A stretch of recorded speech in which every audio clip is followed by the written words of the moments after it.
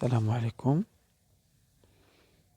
Mes élèves de deuxième année collégiale parcours international, bienvenue dans cette vidéo pour vous expliquer la reproduction chez les plantes. D'après ces images projetées dans l'écran, on voit bien qu'il existe deux types de plantes. Plantes à fleurs, c'est-à-dire des plantes qui portent des fleurs à un moment donné de leur vie, et des plantes qui ne portent pas des fleurs, par exemple les fougères.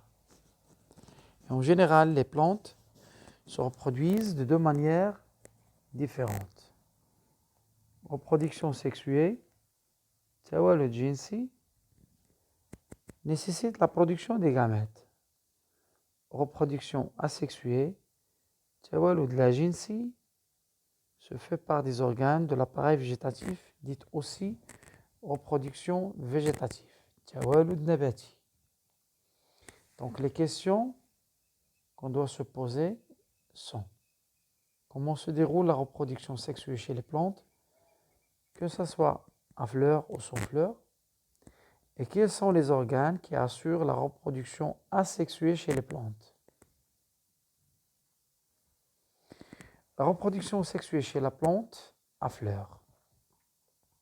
Comme chez les animaux, la reproduction des plantes peut nécessiter des organes reproducteurs qui produisent les gamètes, qui après fécondation donnent un œuf qui se développe et donne une nouvelle plante. Quels sont ces organes reproducteurs et où se trouvent-ils dans la plante? Comment et où se fait la fécondation pour reproduire une nouvelle plante? La particularité des plantes à fleurs qu'on étudie, c'est qu'ils portent des fleurs, c'est-à-dire ils portent des organes qui leur permettent la reproduction sexuée. Ce sont les fleurs. Pour cela, on est censé de savoir les éléments de la fleur. Je vous propose cette coupe longitudinale d'une fleur. L'observation nous permet de déterminer les différents éléments de la fleur. En bas, on distingue des feuilles vertes, de petites feuilles vertes appelées sépales, et dans l'ensemble constitue ce qu'on appelle le calice, al-kas. Sépales, souboulette. Après, on distingue des feuilles de grande taille, dont la couleur dans ce cas-là est rose, appelée pétales. Awraq tuwayjiya. L'ensemble des pétales, ils forment la corolle, at-tuwayj, qui donne à la fleur sa forme et sa couleur. Puis on distingue un filet jaune avec un antère jaune qui constitue l'étamine, la soudat. Filet, khouait, antère, me'bar.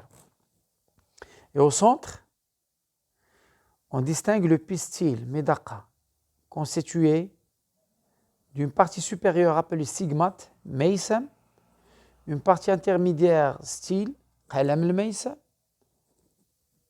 et une partie inférieure, gonflée, appelée ovaire, mabed, qui peut contenir une ou plusieurs ovules, boyaïdat. Maintenant, je vous propose une photographie de fleurs de pommier où on distingue les différents éléments cités précédemment. À l'exception du pédoncule n'était pas cité précédemment, c'est une tige verte qui fixe la fleur sur la plante.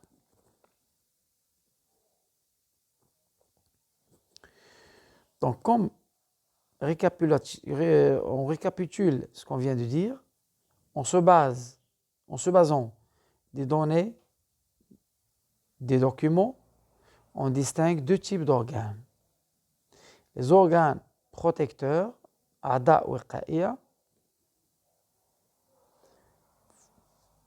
formés par des sépales qui donnent le calice et des pétales qui forment la corolle.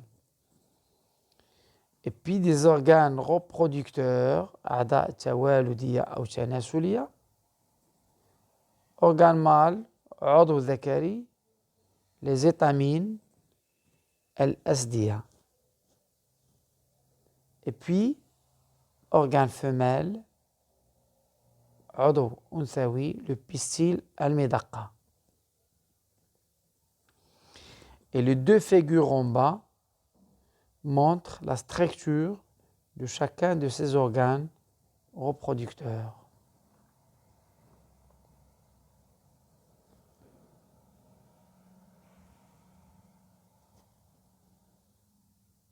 La photographie suivante montre bien que la fleur de petit pois se transforme en gousse de petits pois considérés comme fruits. Donc la question qu'on doit se poser, c'est comment se fait la transformation des fleurs en fruits. Pour répondre à cette question, je vous propose d'analyser les données expérimentales suivantes.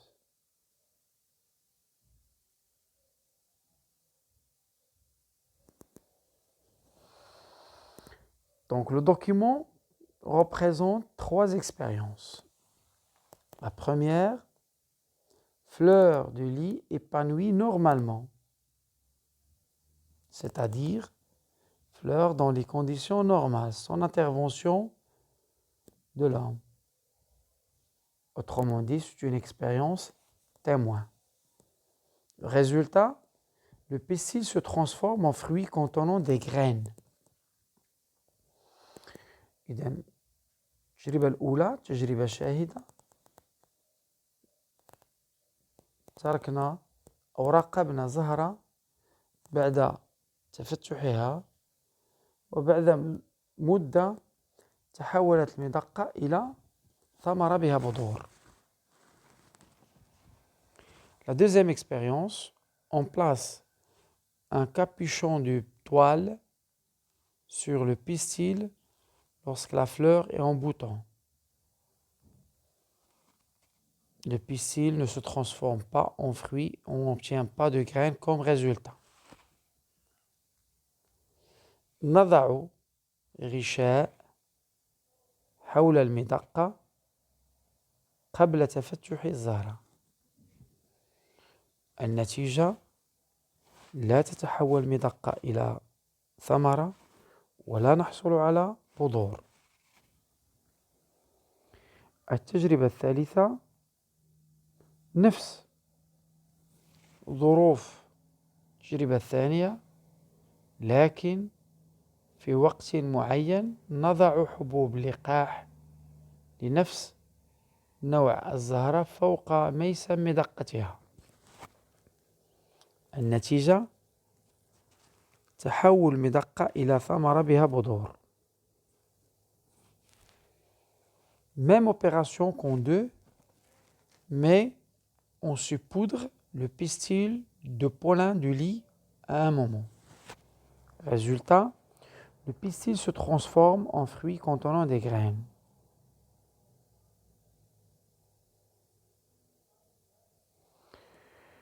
Donc, analyse des données expérimentales. Première expérience témoin, le pistil s'est transformé en fruit avec des graines, car les graines de pollen se sont déposées sur le stigmate du pistil.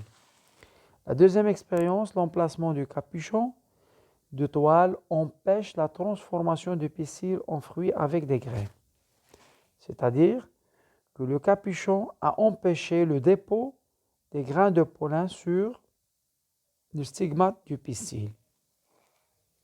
On déduit de cette analyse que la transformation des fleurs en fruits nécessite le dépôt des grains de pollen sur le stigmate du pistil. Le phénomène s'appelle pollinisation.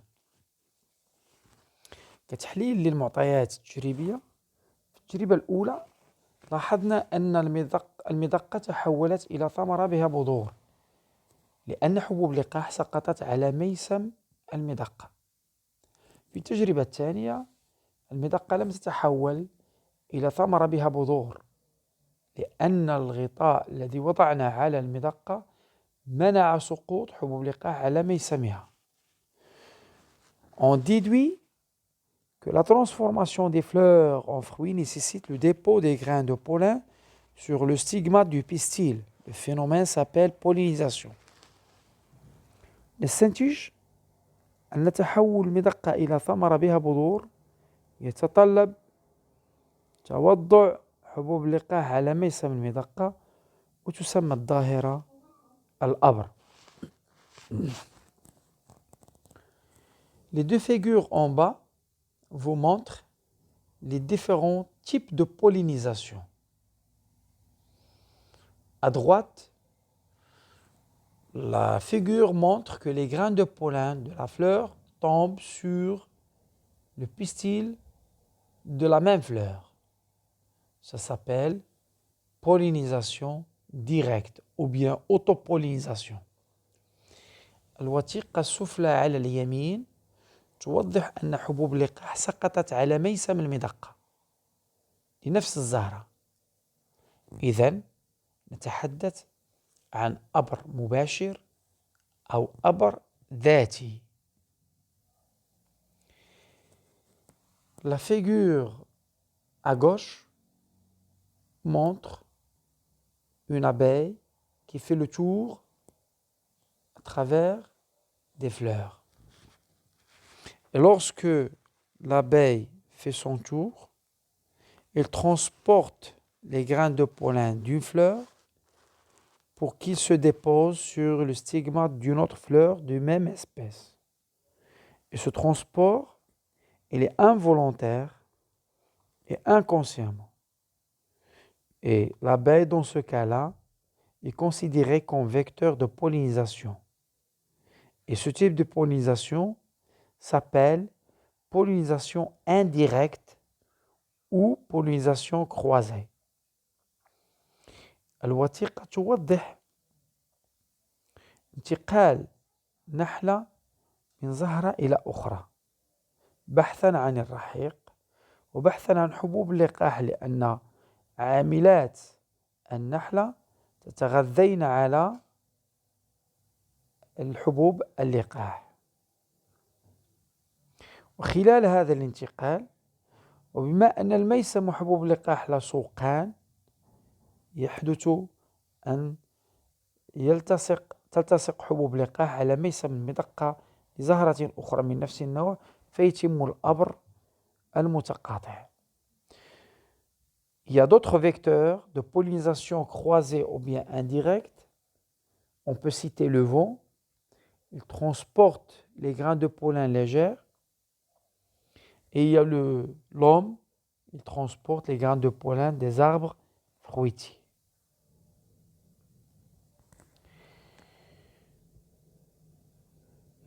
Maintenant, la question qu'on doit se poser, c'est quel est le devenir des grains de pollen sur le stigmate.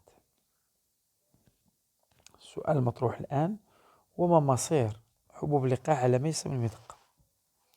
Donc, pour répondre à cette question, je vous propose les documents suivants.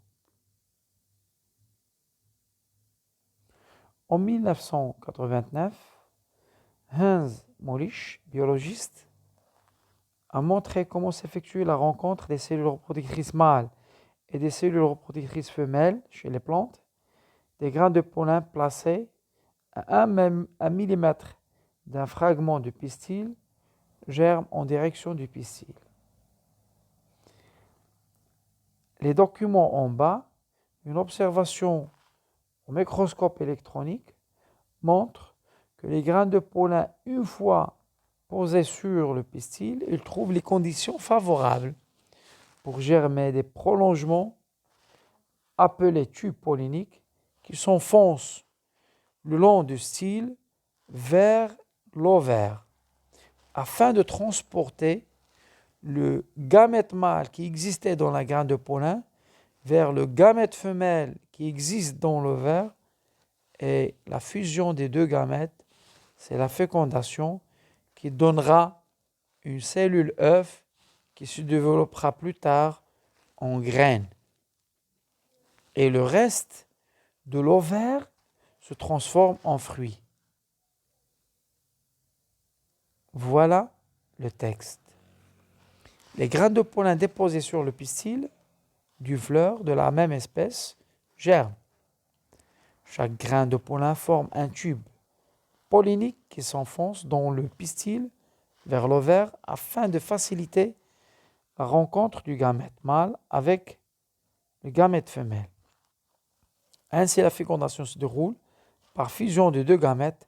Une cellule œuf se forme et se développe en graine, tandis que le reste de l'ovaire se développe en fruit.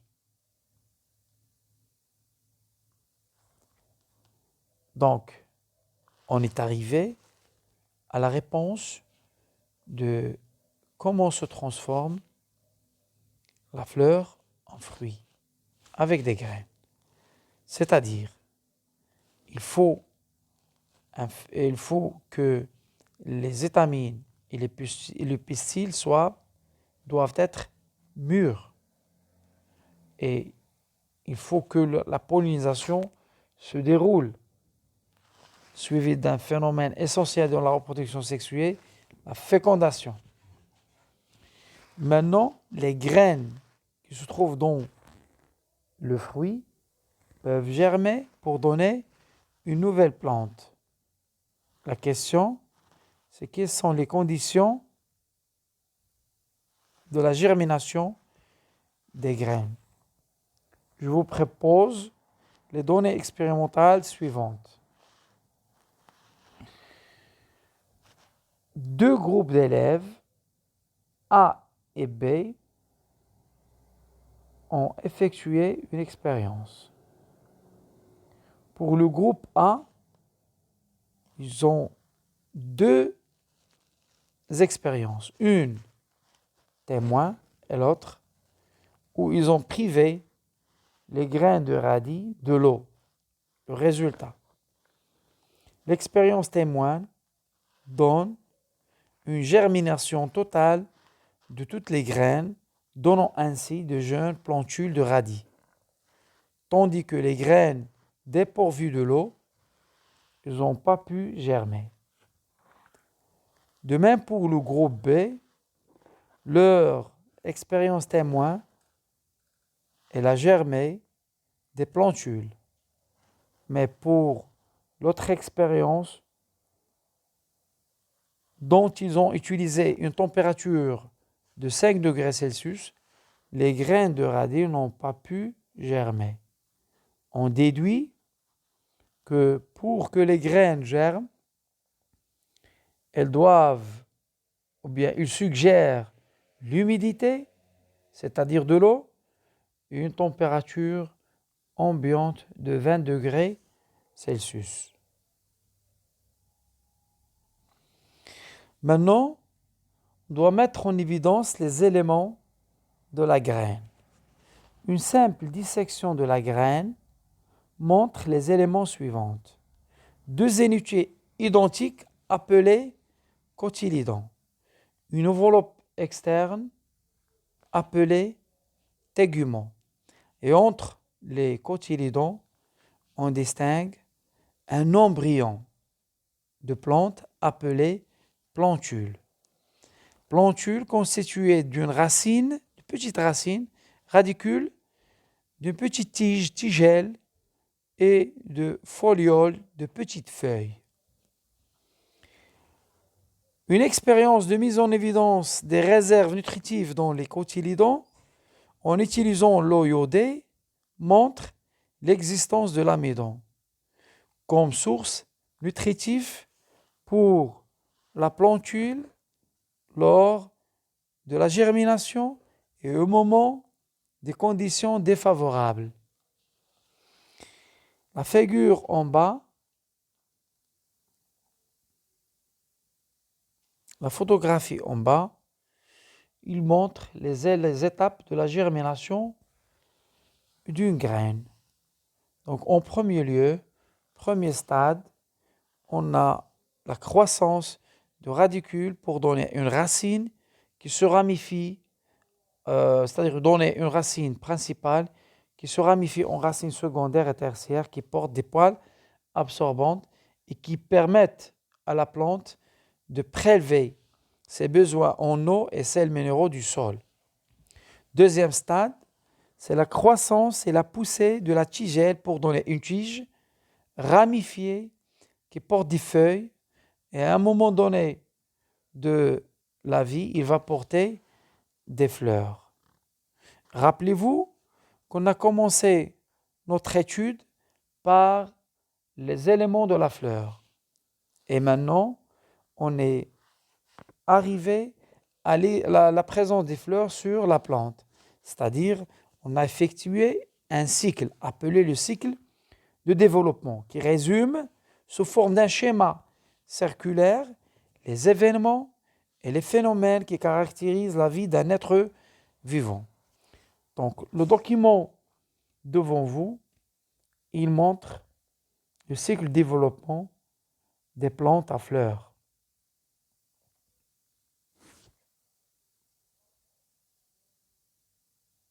Maintenant, comme évaluation, je vous laisse le soin de compléter le bilan suivant par des mots proposés. Pétales, filets, mâle, organes reproducteurs, calice, fleurs, étamines, ovaires et germination.